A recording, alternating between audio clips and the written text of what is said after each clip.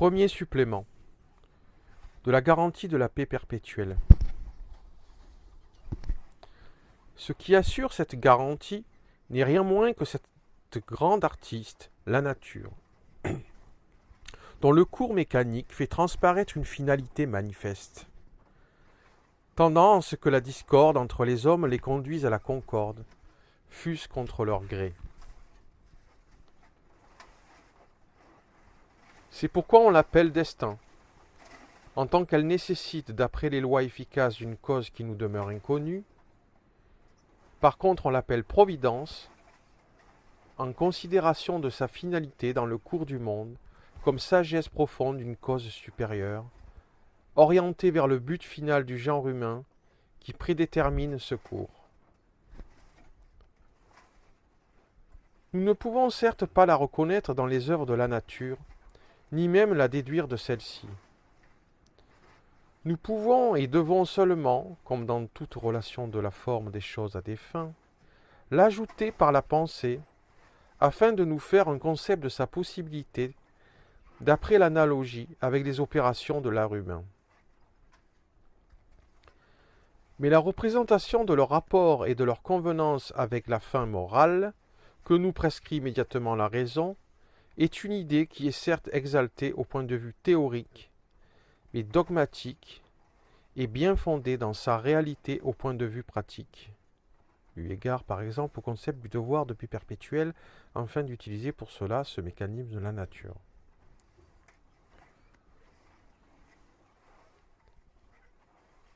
L'emploi du terme de nature, lorsqu'il s'agit simplement comme ici de théorie, et non de religion, convient mieux aux limites de la raison humaine, dans la mesure où celle-ci, pour ce qui est du rapport des effets à leur cause, doit rester à l'intérieur des limites de l'expérience possible. Ce terme de nature est plus modeste que celui d'une providence, connue de nous, qui revient à se doter présomptueusement des ailes d'un Icare pour se rapprocher du secret de ses impénétrables desseins. Avant donc de déterminer plus précisément cette garantie, il est nécessaire de rechercher les conditions dans lesquelles la nature a mis les personnages qui agissent sur sa grande scène. Conditions qui rendent finalement indispensable cette garantie de paix. C'est seulement après cela qu'on pourra rechercher avant tout la manière dont elle assure cette garantie. Les dispositions qu'elle a provisoirement prises sont les suivantes. 1. Elle a veillé à ce que les hommes puissent vivre dans toutes les régions de la terre. On parle de la providence. 2. Par le ou de la nature, selon comment. 2. Par le moyen de la guerre, les a disposés en tous sens jusque dans les régions les plus inhospitalières, afin de les peupler. 3. Par le même moyen, elle les a contraints à contracter des relations plus ou moins juridiques.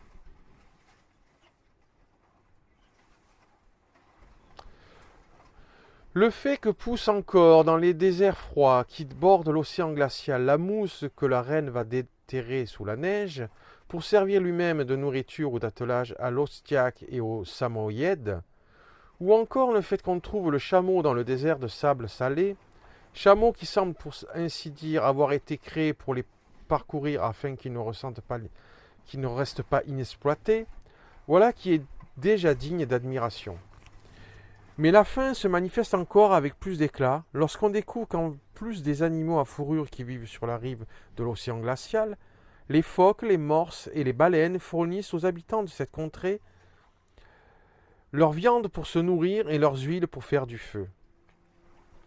Cependant, ce qui force le plus d'admiration, c'est la prévoyance de la nature qui fait parvenir du bois flottant, sans qu'on sache très bien d'où il provient, jusqu'à ces contrées dénuées de végétation, matériaux sans lesquels les hommes ne pourraient pas construire leurs moyens de transport, leurs armes, ni les huttes qui les abritent. La guerre contre les animaux leur donnant assez de peine pour vivre en paix entre eux. Quant à ce qui les a poussés jusqu'à cet endroit, ce ne fut probablement rien d'autre que la guerre.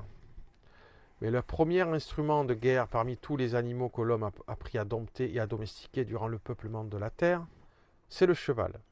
Car l'éléphant appartient à une époque ultérieure, celle d'un luxe propre à des états déjà constitués. Ce fut aussi l'art de cultiver certaines espèces de graminées dont nous ne pouvons plus aujourd'hui connaître la constitution originelle, et qu'on appelle les céréales. De même que la multiplication de l'amélioration des espèces de fruits par la transplantation et la greffe, peut-être seulement de deux espèces en Europe, la pomme et la poire sauvage, ne pourrait se produire que dans le contexte d'états constitués dans lequel la propriété foncière était garantie. Auparavant, les hommes ont réussi à passer dans une liberté sans loi, de la chasse, de la pêche et d'une vie pastorale à une vie agricole. Puis furent découverts le sel et le fer, peut-être les premiers articles partout recherchés dans les relations commerciales entre les peuples, ce qui commença d'établir entre eux des relations pacifiques, et par suite conduisit à une entente, à une communauté et à des relations pacifiques, même avec des peuples plus éloignés. Ayant veillé à ce que les hommes puissent vivre partout sur la terre, la nature également voulut d'une manière despotique qu'ils dussent le faire partout, fût-ce contre leur inclination, et même sans que cette obligation suppose en même temps un concept de devoir qui les lierait au moyen d'une loi morale. Au contraire, pour parvenir à cette fin, elle a choisi la guerre. Nous voyons en effet des peuples qui manifestent par l'unité de leur langue, l'unité de leur origine, comme les Samoyèdes, d'un côté, au bord de l'océan glacial, et un peuple de langue semblable éloigné de 200 lieues d'un autre côté, dans le massif de l'Haïta, entre lesquels a fait intrusion un autre peuple mongol, peuple de cavaliers et donc guerriers, repoussant ainsi une partie de la tribu loin de l'autre, dans les régions glaciaires les plus inhospitalières, où elle ne se serait certainement pas répandue spontanément. De la même façon, les Finlandais dans la patrie la plus septentrionale d'Europe, appelée Lapon, ont été séparés par la même distance des Hongrois qui leur sont apparentés par la langue du fait de l'incursion des peuples de Goth et de Sarmates. Point. Et qu'est-ce qui a pu pousser les Esquimaux, peut-être un très ancien peuple d'aventuriers européens, une race tout à fait différente de toutes celles d'Amérique? Au nord, là c'est l'entre parenthèses, ça coupe, donc je vais redire la phrase sans la parenthèse. Et qu'est-ce qui a pu pousser les Esquimaux au nord et les Pechereais au sud de l'Amérique jusqu'à la Terre de Feu, sinon la guerre dont la nature se sert comme d'un moyen pour peupler toute la Terre? Quant à la guerre elle-même, elle n'a pas besoin d'un motif particulier paraît entrer sur la nature humaine. Quant à la guerre elle-même, elle n'a pas besoin d'un motif particulier et paraît hanter sur la nature humaine. Elle paraît même une chose à laquelle l'homme est porté par son appétit de l'honneur, sans mobile intéressé. Ainsi, on estime que le courage guerrier, celui des sauvages d'Amérique, aussi bien que celui des Européens du temps de la chevalerie, a en lui-même une très grande valeur, non pas seulement lorsqu'il y a guerre, comme il va de soi, mais aussi pour qu'il y ait guerre. D'ailleurs, bien souvent, la guerre est elle-même commentée simplement pour faire montre de ce courage, ce qui revient à lui conférer en elle-même une dignité intrinsèque. À tel point que des philosophes en font un discours élogieux comme d'une façon qui ennoblirait, comme une chose qui ennoblirait dans une certaine mesure l'humanité. Oublieux de ce mot grec, la guerre est mauvaise en ce qu'elle produit plus de méchants qu'elle en élimine. Voilà ce qu'on peut dire de ce que la nature fait en vue de sa propre fin, eu égard à l'espèce humaine comme classe d'animaux. Je vais redire cette dernière phrase, je l'ai mal dite. D'ailleurs, bien souvent, la guerre est elle-même commentée simplement pour faire montrer de courage, ce qui revient à lui conférer en elle-même une dignité intrinsèque. À tel point que des philosophes en font un discours élogieux comme d'une chose qui en oublierait dans une certaine mesure l'humanité, oublieux de ce mot d'un grec, de point ouvrir les guillemets, La guerre est mauvaise en ce qu'elle produit plus de méchants qu'elle n'en élimine. Fermez les guillemets.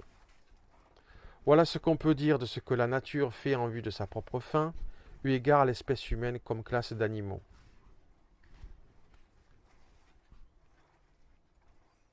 La question qui va à l'essentiel du dessein d'une paix perpétuelle est désormais la suivante. Deux points, ouvrez le guillemet. Que fait la nature en vue de ce dessein? C'est-à-dire relativement à la fin dont sa propre raison fait à l'homme un devoir, donc pour favoriser son dessein moral. Et comment garantit-elle que ce que l'homme devrait faire d'après les lois de liberté, mais ne fait pas, il le fera sans préjudice de cette liberté, sous la contrainte exercée par la nature et selon les trois spécifications du droit public, droit civil, droit des peuples et droit cosmopolitique. Fermez les guillemets. C'est peut-être intéressant de réécouter. Lorsque je dis de la nature, elle veut que ceci ou cela arrive, cela ne veut pas dire qu'elle nous fait un devoir de le faire. Ce que seule la raison pratique, libre de toute contrainte, peut faire. Mais qu'elle le fait elle-même, que nous le voulions ou non. Petit 1. Quand bien même un peuple ne serait pas forcé par la discorde intérieure à se soumettre à la contrainte des lois publiques, la guerre l'y amènerait de l'extérieur, dans la mesure où, d'après la disposition de la nature précédemment évoquée, tout peuple a pour voisin un autre peuple qui le menace, face auquel il doit se constituer intérieurement en État, afin d'être armé comme puissance contre ce peuple. Or, la Constitution républicaine est la seule qui soit parfaitement accordée aux droits des hommes, mais aussi la plus difficile à établir et encore plus à conserver, à tel point que beaucoup prétendaient,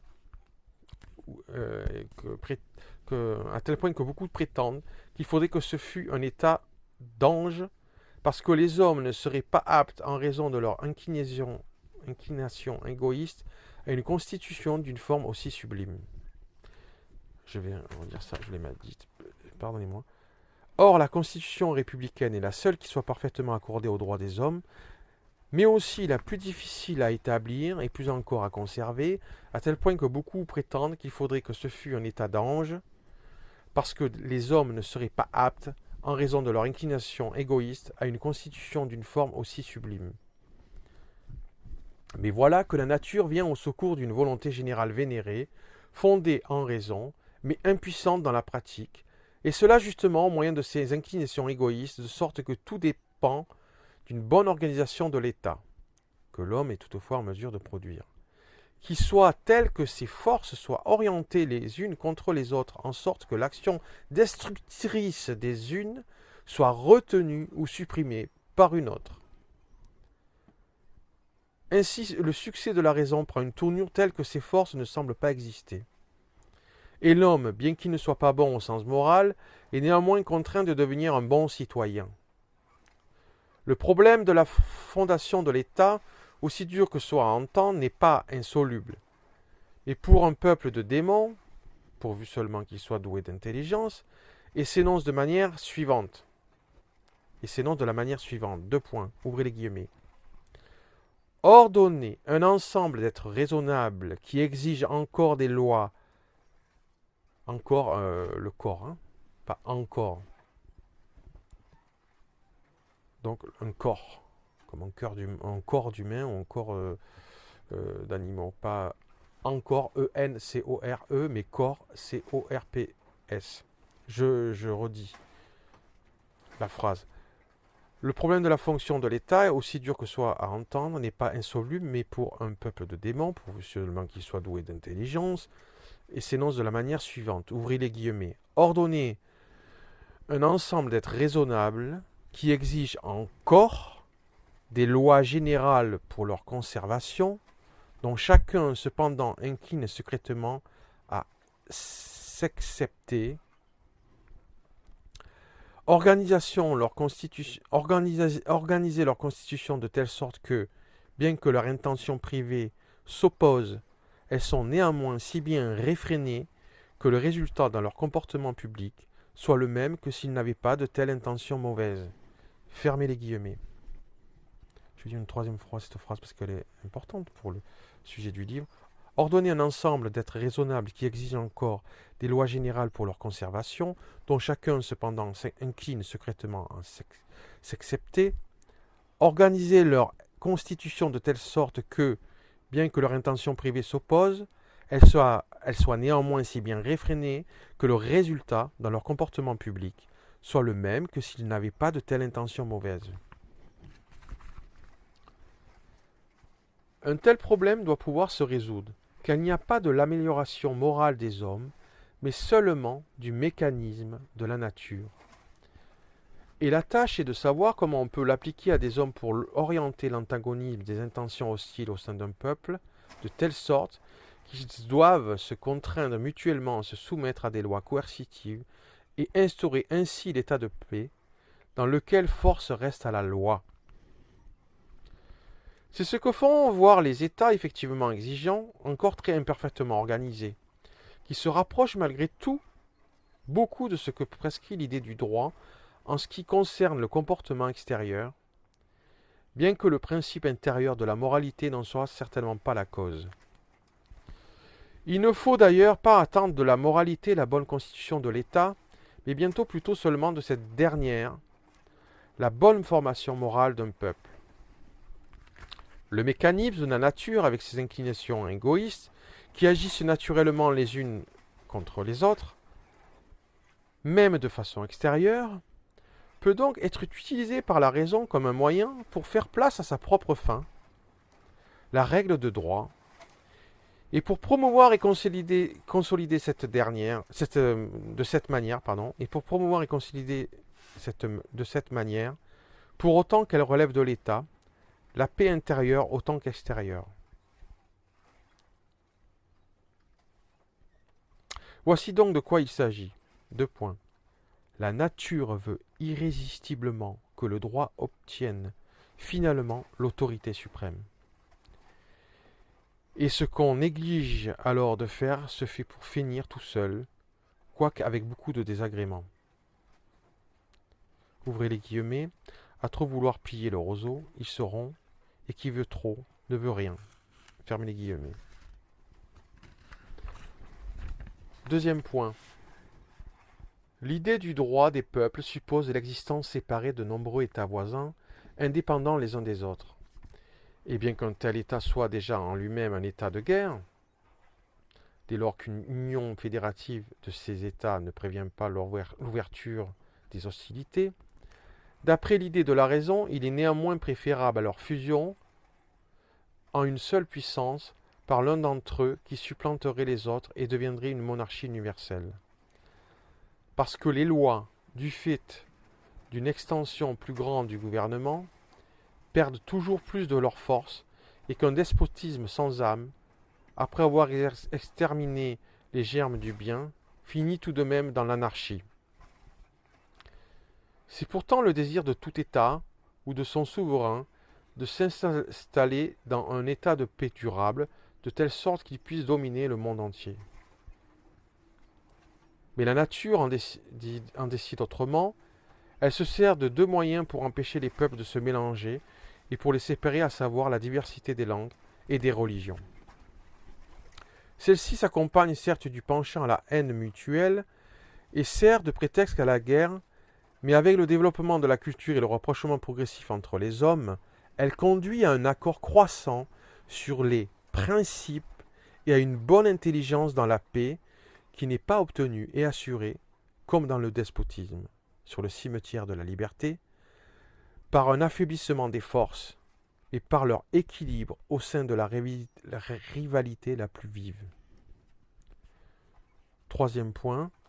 De même que la nature sépare sagement les peuples, que la volonté de chaque État, fût-ce même d'après les principes du droit des peuples, aimerait unir entre eux par la ruse ou la force, de même elle unit de notre côté, au moyen de l'intérêt personnel réciproque, des peuples, et le concept du droit cosmopolitique n'aurait pas prémuni contre la violence et la guerre.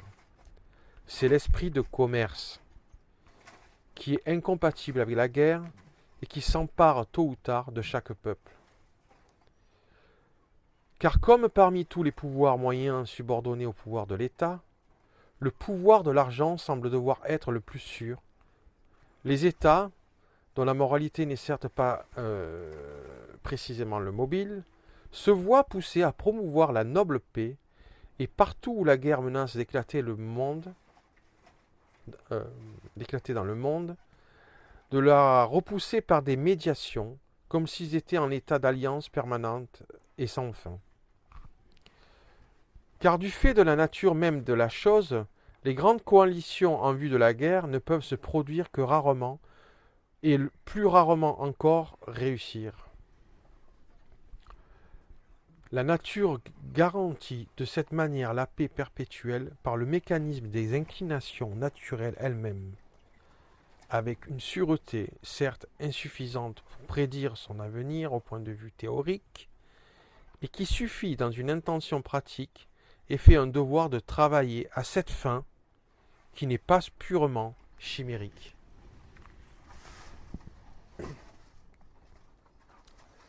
Je vais relire cette dernière partie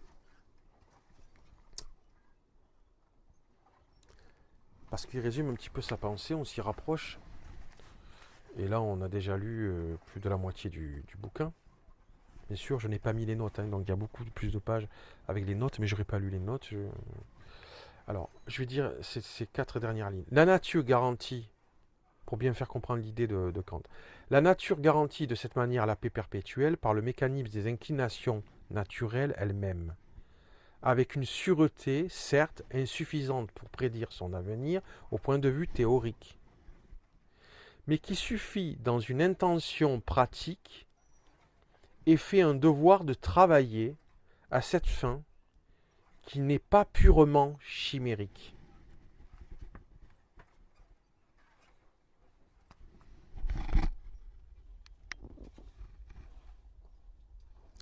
Fin de ce premier supplément.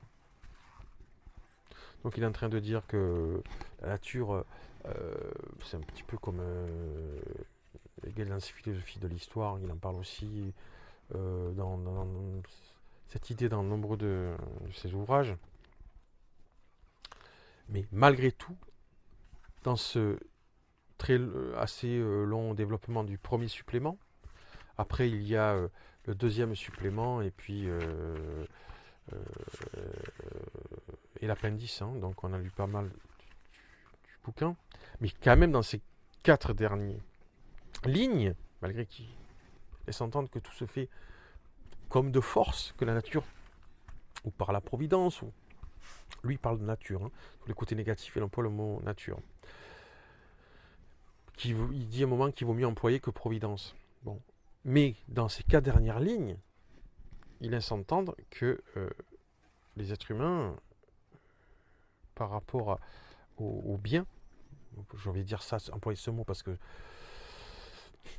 nombreux philosophes souvent voulaient en arriver là, ce mot bien qui a l'air un petit peu pédant ou cucu, mais qui était l'objectif de nombreux philosophes, de la Grèce antique, romains ou parfois chrétiens. Eh bien, il laisse entendre dans la fin de ce premier supplément, que dans la fin, qu'il y a quand même une possibilité, malgré tout ce qu'il a dit,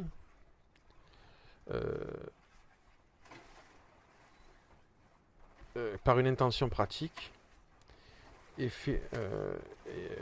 de se faire un devoir de travailler à cette fin, qui a l'air de se faire toute seule, fin qui n'est pas purement chimérique. Voilà. Fin du premier supplément.